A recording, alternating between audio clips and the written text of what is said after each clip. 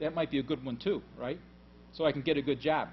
But then your results measure, that's your results measures. Your performance measures would be, you know, if I study this chapter today and I lay out a calendar of how I am studying, then I can get that A. But, you know, I got to measure it. I got to do it. I got to get up at 6 o'clock, which a lot of you did, not just the runners. And then I can get to my measure. Track your scoreboard. Everybody know what a scoreboard is in business language? It's actually like red, white, and green. It actually says you're doing well, you're not doing so well, or you're in deep trouble. Okay? So that's the kind of language we use at Xerox. It's an imperative. Being effective is an imperative. You're not going to get there without the other 3 E's. But in the end, you have to achieve. Now let's talk about, come off of my 4 E's for a minute.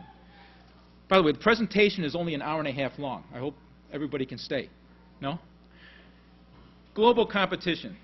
And I'm not going to go into all the global competition that's happening today. I mean, you know it. It's on TV all the time. World economic growth rates exceed the U.S. We all know that.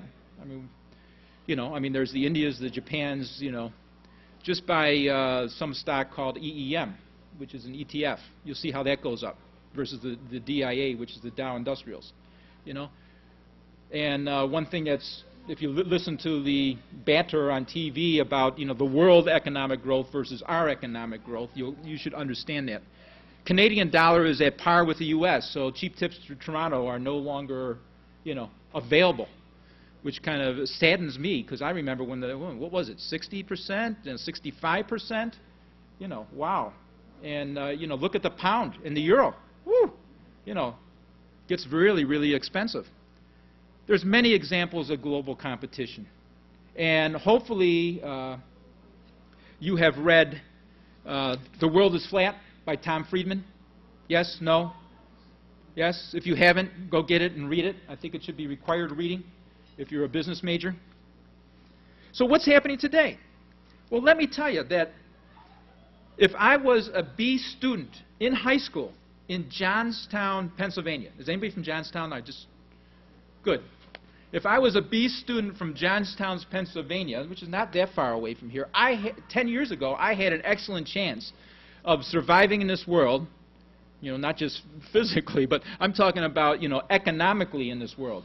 Guess who that person is competing against now?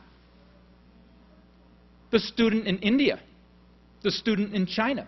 It's no longer I'm competing with, you know, the person from Allentown or from Buffalo. You're competing on a global basis. It's going to be difficult, and it's not getting any easier.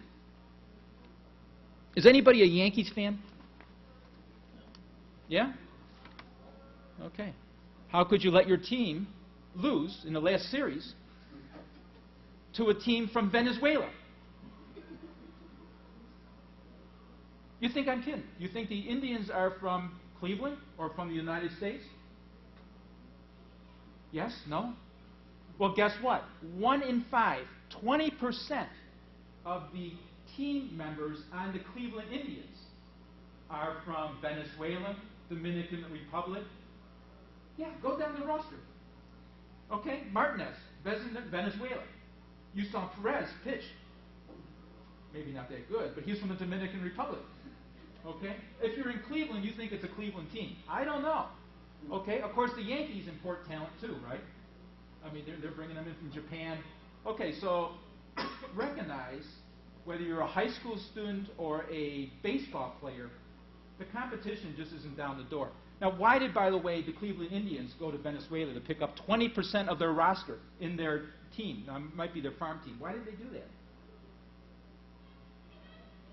Because the competition is too great to pick up kids from California or Dominican Republic. Actually, a lot of people were picking up players from Dominican Republic, and Cleveland said, you know what? Everybody's in Dominican Republic. We're going to go to Venezuela. I mean, they got oil too, but I'm sure that didn't play into it. But that's what they did. And they started a strategy that brought people in from Venezuela, and they just beat the vaunted Yankees. I don't think many people know that. Well, what is the future of our economy? Everything's rosy. The stock market is doing well today. I'm really happy, okay, because I got to live on that. Okay? But we have a critical problem. And I studied this when I was talking to the Rochester Area College Consortium. I don't know if Houghton is part of that, but Rochester Area College Consortium, are you?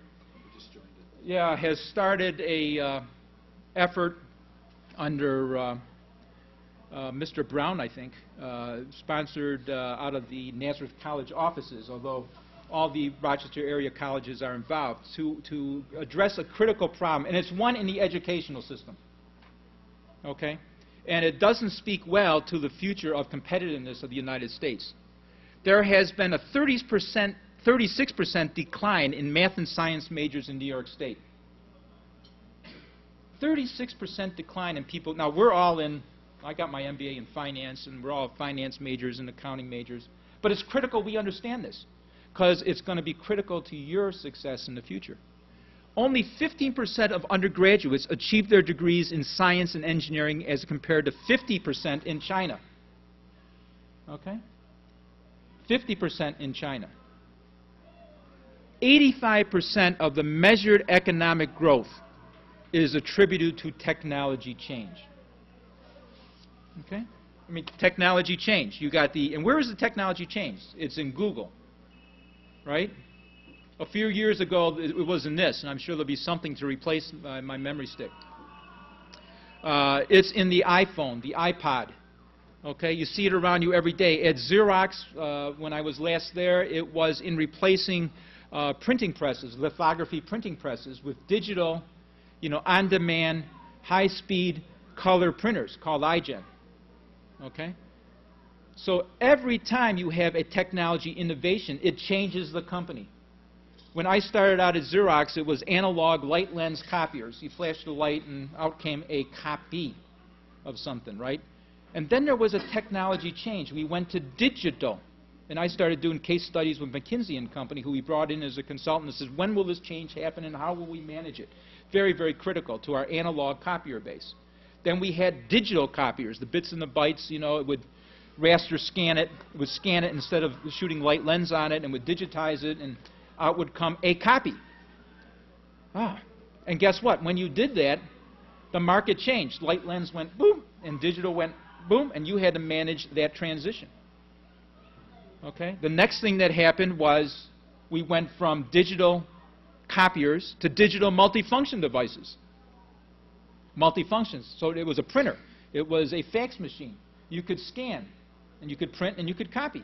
Then we went from digital black and white to digital color, and on and on and on. Every time you did that, you had a transition, and you had a tremendous opportunity for growth and a tremendous opportunity for disappointment if you were, as the, say, the buggy whip maker, right?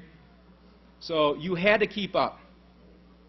And 85%, as it says there, of measured economic growth, let me repeat, is attributed to technology change. And it's important that whether you're an economics major or an accounting major or a finance major or a basic business major, you need to know this. Well, the CEO of GE is changing GE. Okay, and this came from the from Business Week. His new imperatives are three: risk-taking, sophisticated marketing, and above all else, innovation. Above all else. Well, what do we talk about risk-taking? What's required for risk-taking? I should be able to get a good answer.